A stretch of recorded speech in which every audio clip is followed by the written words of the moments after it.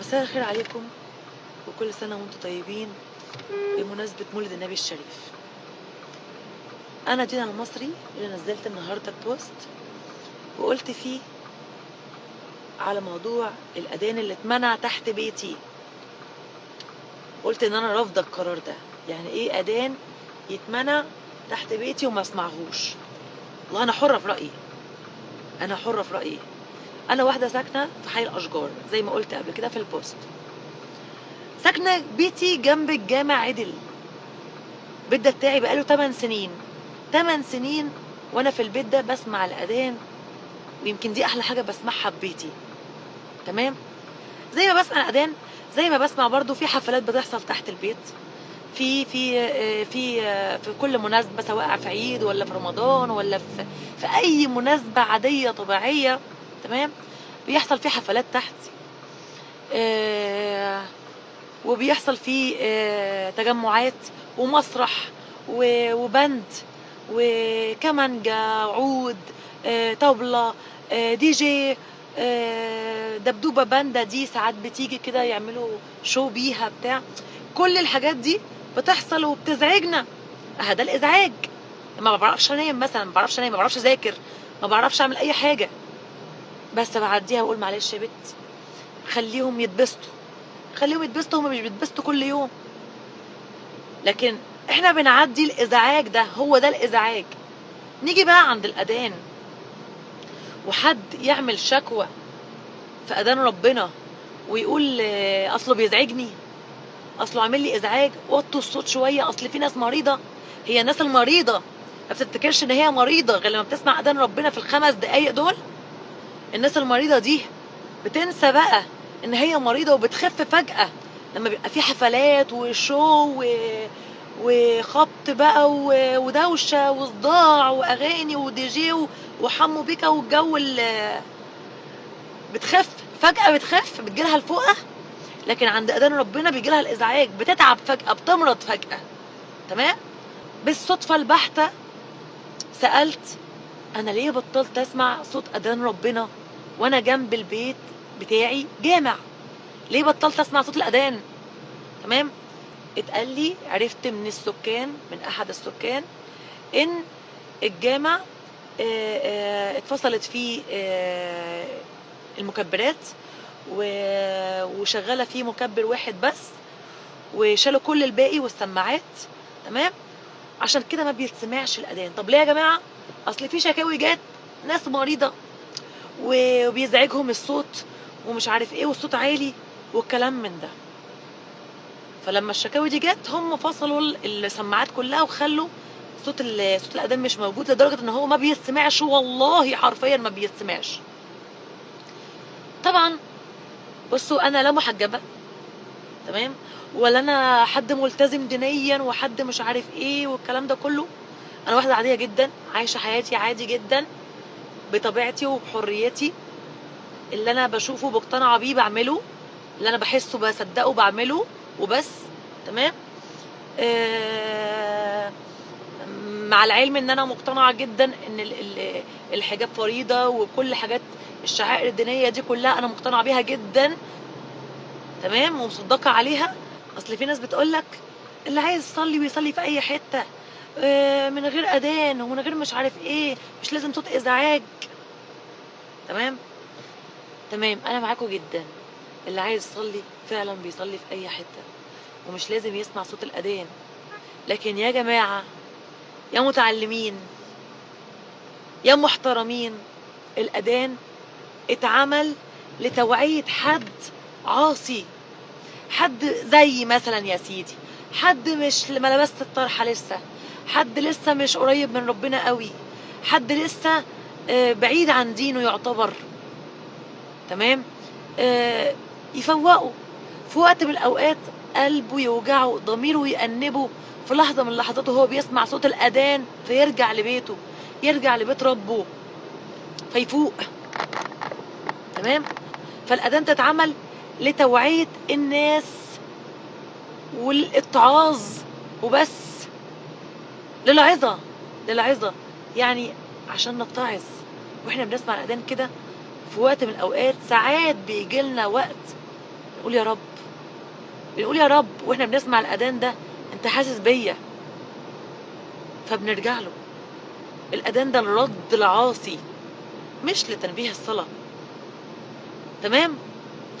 فانا حقي ان انا اقبل او ارفض في الكومباوند اللي انا ساكنه فيه، في البيت اللي انا ساكنه فيه، في الشارع، في الحي، المنطقه اللي انا فيها، ازاي ما اسمعش صوت الاذان. فانا حقي ان انا، حق الراي ان انا اعقب براحتي بالشكل اللي انا شايفاه يناسبني. تمام؟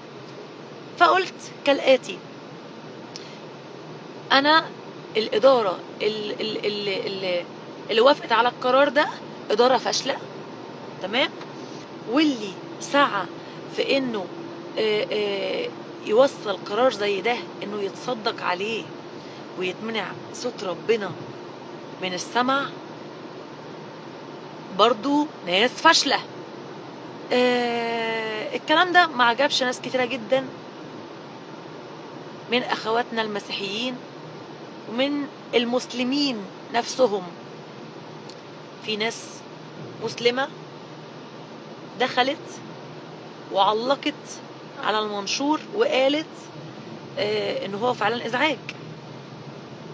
مفيش مشكلة، مفيش مشكلة، بس لما يكون التعدي سواء من مسلم ولا مسيحي زي المسيحي اللي دخل وبسببه انا كتبت الكومنت اللي انتوا معرفتوش تطلعوا لي غلطة في كلامي اصلا، فانتوا معرفتوش تطلعوا لي غلطة في كلامي لان كلامي كله صح.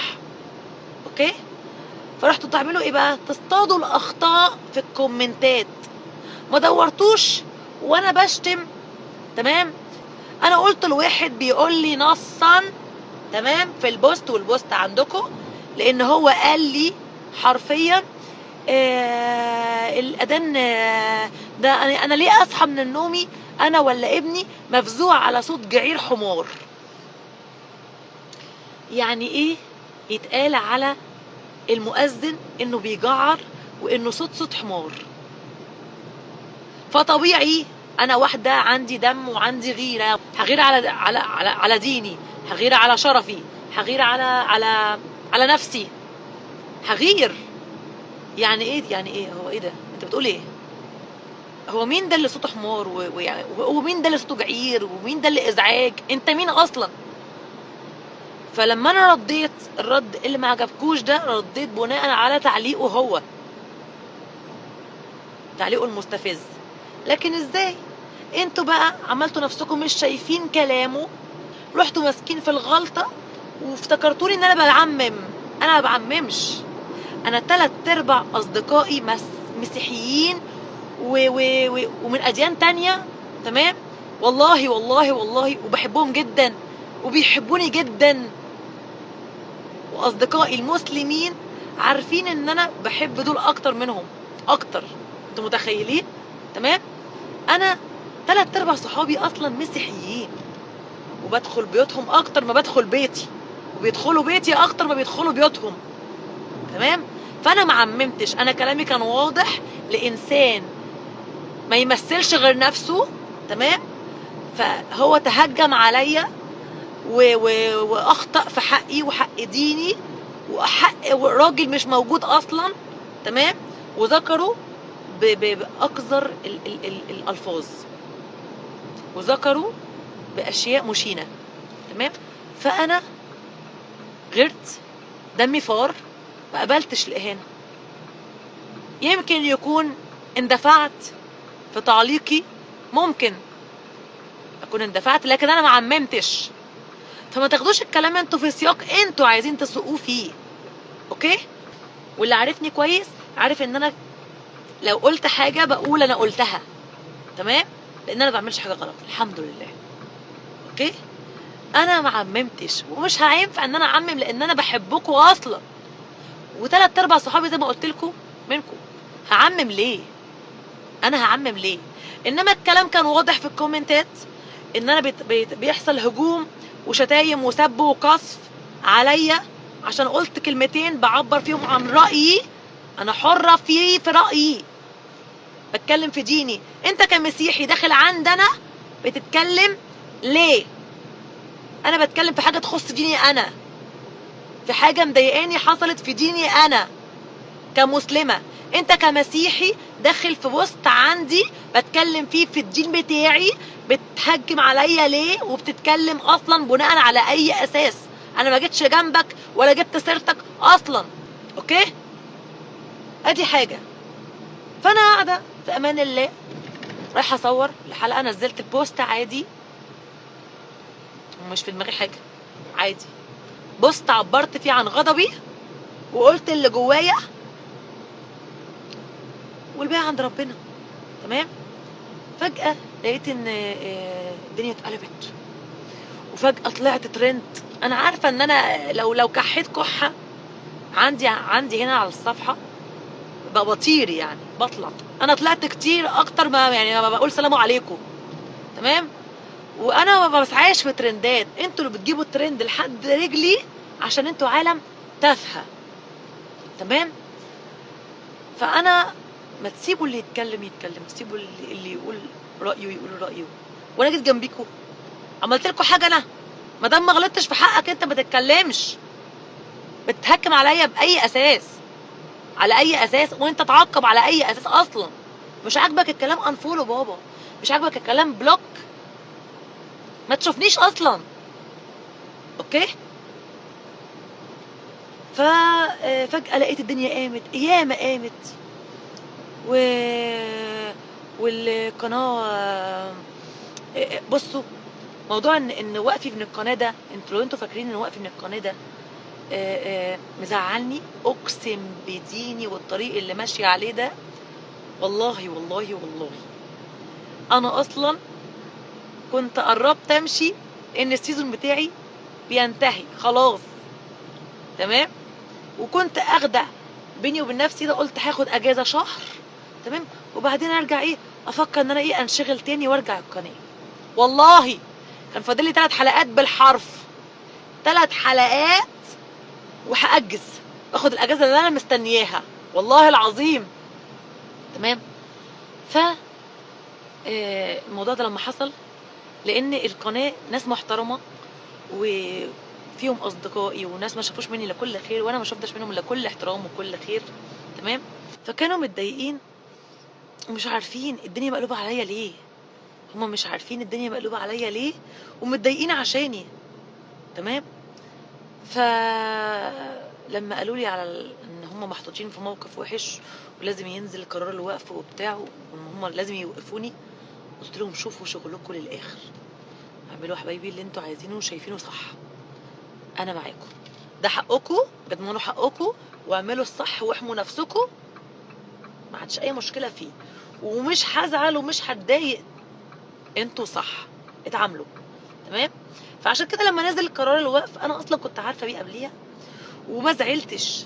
ليهم كل الحب، ليهم كل الاحترام، قناه ما شفتش منها الا كل خير، ما شفتش معاها الا كل حاجه كويسه. تمام. كل حد اشتغلت معاه حبيته، والحمد لله ما شافوش مني الا كل كويس وشغل محترم شرفني وشرفهم، وكان اضافه ليا واضافه ليهم. تمام. وهم يشهدوا لي ان انا ما عملتش اي حاجه وحشه مع اي حد طول ما انا في القناه. تمام. وكلهم بيحبوني بلا استثناء. فالحمد لله. انا لو فاكرين ان انا زعلانه على موضوع القرار ده، والله ما زعلانه، انا فرحانه جدا، فرحانه جدا لحاجه تانية بقى. تمام. انا مش زعلانه لان ربنا ما بيعملش حاجه وحشه، وكده كده اصلا زي ما قلت لكم، والله كان فاضل 3 حلقات باخد اجازه عشان عايزه اسافر.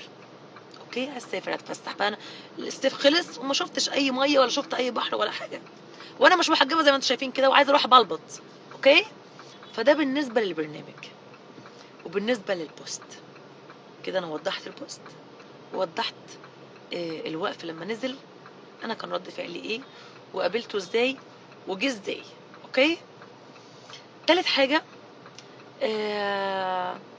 انا كل اللي كان يهمني في الليله دي كلها ان انا ارجع اسمع صوت الاذان في بيتي تاني، حتى لو بصلي على سطر وبمشي واسيب سطر، مش قصتكم دي، بتاعتي انا وربنا وبس.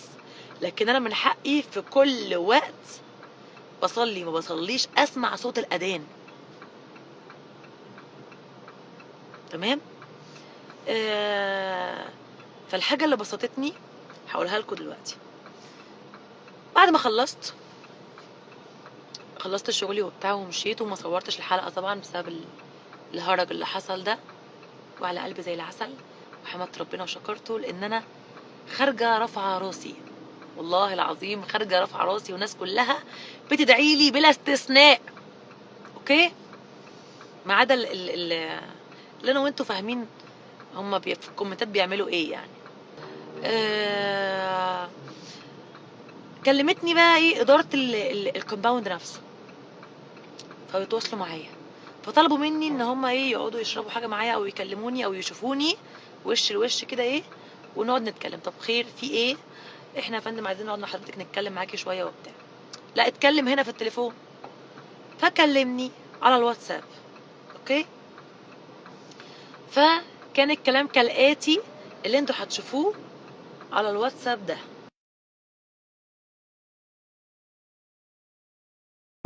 كلام مش مستوي بصراحه. افهم وجهه نظر حضرتك. انا كنت عايز اقابل حضرتك طبعا. مساء الخير يا فندم، ازي حضرتك؟ عامله ايه؟ يا رب تكوني كويسه وكل سنه وانت طيبه بمناسبه مولد النبي ان شاء الله. هو بصي يعني انا هكلمك بمنتهى البساطه. يعني ايه اللي جاب الاداره واتهامها بالفشل في موضوع الاذان؟ يعني الموضوع ده على فكره بيتكرر في كومباوندز كتيره، وبيتكرر عندنا حتى كمان في قريتي انا من الفلاحين من شبين الكوم. وفي ناس مع الأذان وفي ناس مع ضد الأذان وفي ناس مع يعني إقامة الصلاة في الأذان، ومع إن هو أصلا يقرأ الفاتحة وصور قصيرة في صلاة المغرب والعشاء والفجر. يعني الكلام ده عليه اختلافات كتير. يعني إيه اللي دخل الإدارة إن هي فاشلة وإن هي بتخاف من الناس وإن هي في حد قال لها تسكت الميكروفونات فسكتتها؟ يعني انا بصراحه مطلوب مني ان انا اقعد مع حضرتك وافهم وجهه نظرك في ايه اللي يخلي حضرتك تتهمنا بالفشل على كده يعني. ادي اولا. ثانيا، انا مدير الحي بقالي شهرين ثلاثه، وحد طلب كتير جدا ان هم يخلوا الاذان يبقى الميكروفون على الاذان بس. ده كان اول طلبهم. ولما جينا نتدخل عشان يبقى وسطيه ما بين الناس وبعضها، في ملاك بتطلب كده وفي ملاك بتطلب كده، فما كان الا ان انا وصلت وجهه النظر للشيخ، وفهمت برضو العميل اللي بيشتكي كتير من الصوت ان هو كذا، ان ده جامع تبع الاوقاف مش تبع الحي خالص ولا ادارته. انا ليس لي سلطان على المسجد بميكروفوناته بالساوند سيستم بتاعته حتى بالاضاءه بتاعته. يعني احنا عن نفسي لما حد مستشار محترم في الحي جاب تيوب لايت وقال نحطها في اي حته في الحي على البوابات، قلت له لا، الجامع اولى بتبرع حضرتك، وجينا حطينا التيوب لايت. فما لاقيش حضرتك في جمله مفيده بتتهميني انا شخصيا كمدير حي ان انا فاشل. انا ذنبي ايه في الكلام ده يعني؟ وخصوصا دلوقتي الناس بتتداول البوست بتاع حضرتك وبتتهكم عليا انا جامد جدا، يا فاشل يا فاشل وفاشل في الاذان. كلام مش مستوي بصراحه. افهم وجهه نظر حضرتك. انا كنت عايز اقابل حضرتك طبعا. انا سمعت عنك كل خير طبعا، وكان يعني شرف لي ان انا اشوف حضرتك ونتبحث الموضوع ده بالراحه. شكرا. مساء النور يا فندم، وحضرتك طيب وبخير. بتسألني بتقولي ايه دخل الإدارة في ان هي فشل ومش فشل والكلام ده، وان حضرتك يعتبر سلطة تنفيذية بتنفذ وبس. تمام. طيب، انا بقى هعلق على كلامك واقول لك ان انا ذكرت ان الإدارة فاشلة لان اللي حضرتك بتقوله ده، وبتقول ان هو بيحصل في قرى وبيحصل في كومباوندات كتيرة تانية، والناس بتناشد بيه وبتطالب بخفض صوت الأذان ومش عارف ايه وعلى مستوى ايه والكلام ده كله. فعلا بيحصل في اكتر من مكان وفي اكتر من قرى، بس في اماكن محترمة ما بترضاش بده، في اماكن بترفض ان ده يحصل اصلا عندها، سواء قرية او كومباوند. تمام. وفي اماكن كتيرة قوي، تمام، بدون ذكر اسامي، من ضمنها احنا برضو، تمام، بنوافق الرأي وبنعمل اللي حصل ده. يعني ايه الاذان ما اسمعهوش وانا ساكنه جنبه؟ يعني ايه؟ هو الاذان اتعمل للصلاه؟ هو الاذان اتعمل عشان نعرف ان في صلاه؟ طب ما الصلاه موجوده في التلفزيون، في التليفونات، موجوده على ساعاتنا، احنا عارفين مواعيد الصلاه. اللي عايز يصلي هيصلي حتى لو في الشارع.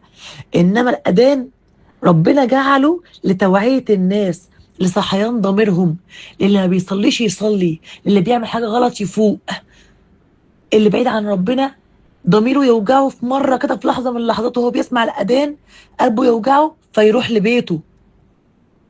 الاذان اتعمل لكده، لرد العاصي، ما اتعملش عشان خاطر للتنبيه للصلاه، ما اتعملش لده.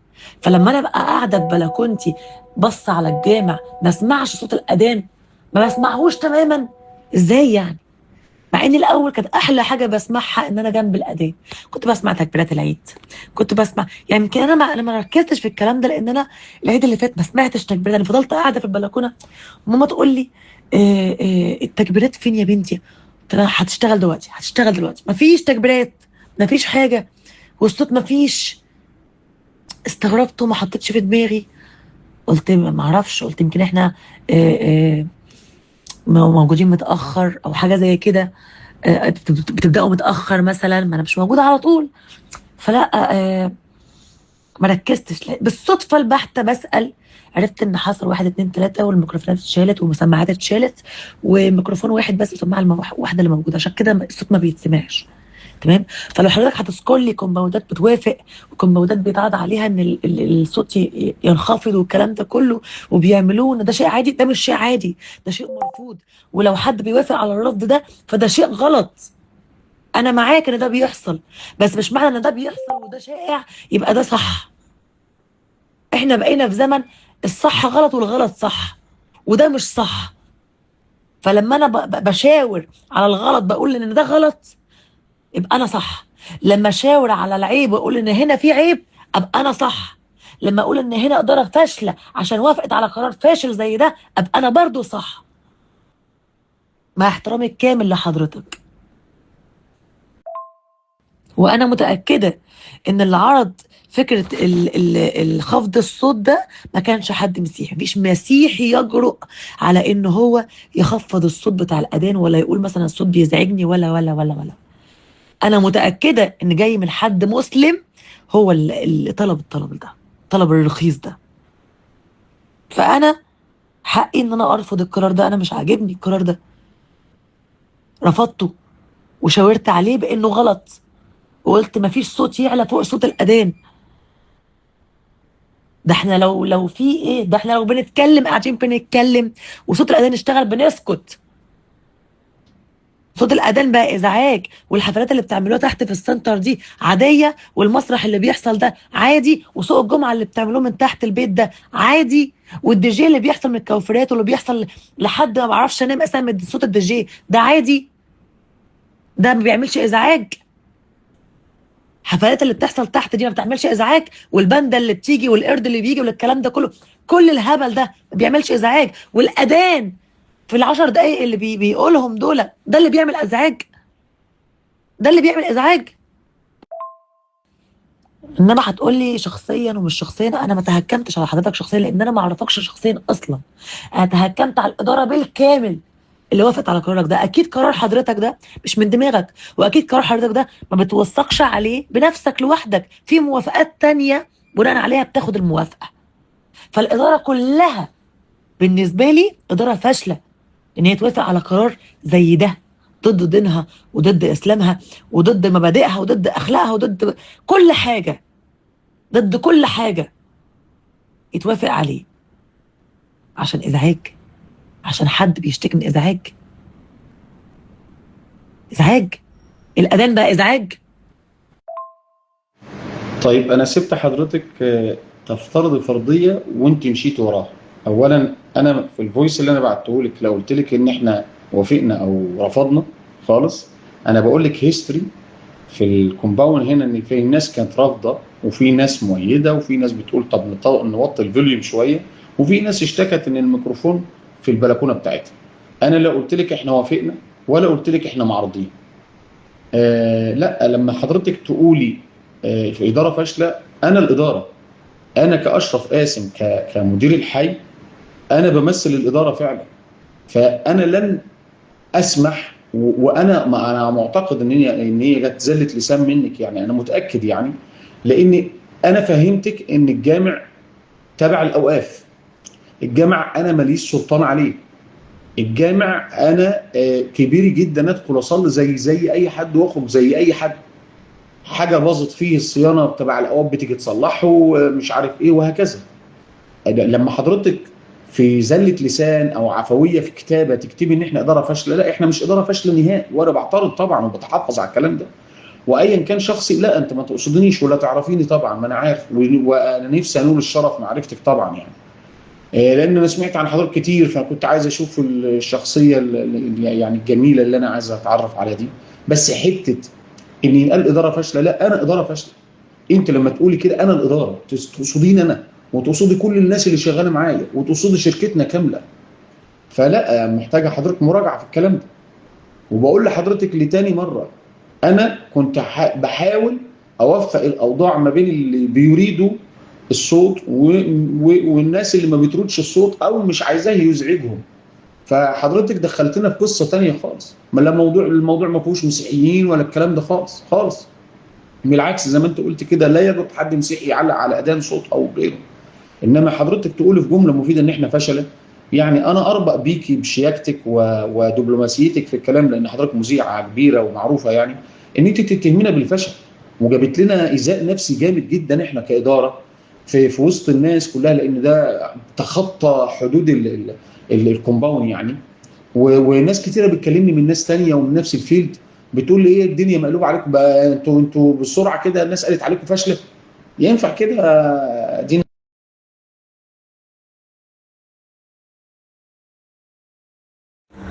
انا هتاكد من موضوع وزاره الاوقاف ده بنفسي،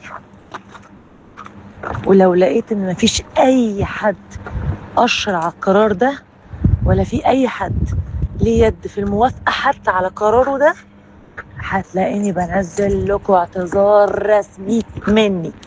انما لو في اي حد وافق على القرار ده وايده، محدش يزعل مني. بس وشكرا ليك، اتشرفت بيك جدا.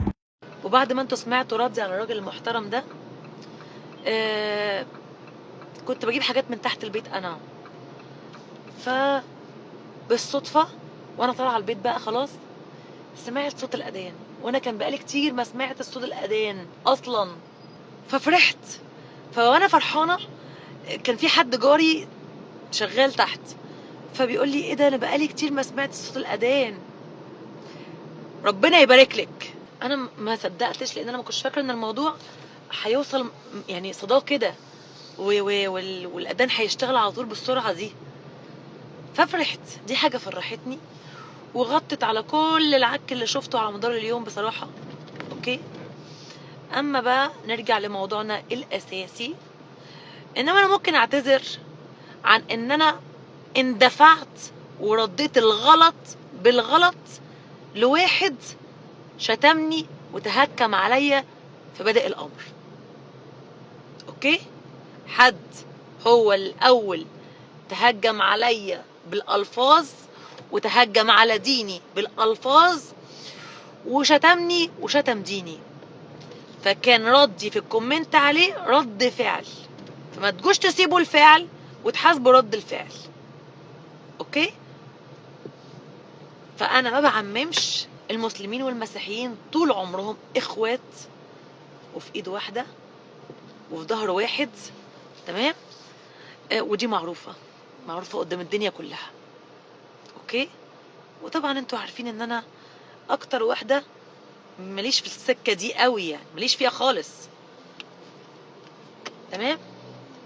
ف انما انا كان كلامي رد فعل لواحد شتمني في الاول، واحد ملوش فيها اساسا، واحد مسيحي دخل بيتدخل فيما لا يعني. انا ما جبت سيرته وما اتكلمتش اصلا عنهم تماما. انا بخاطب المكان اللي انا قاعده فيه، الكومباوند اللي انا ساكنه فيه، بخاطب الهيئه المسؤوله عن وقف الاذان في المنطقه اللي انا عايشه فيها، بناشد وبطلب وبقول رايي وبعبر باي شكل كان. ما جبت سيرتك في جملة مفيدة، عشان انت تخش لي في جملة مفيدة وتحط لي المؤذن في جملة مفيدة وتقول لي ان هو بيجعر واصحى على صوت جعير وصوت حمار. فشرت.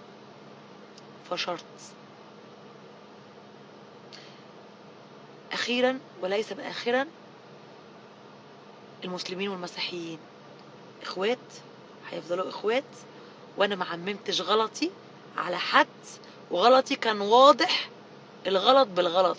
يمكن ده غلط لان انا اعلاميا المفروض اكون محايده، يمكن اكون المفروض ان انا اكون عندي انضباط شويه في السيطره على نفسي، شويه على رد فعلي.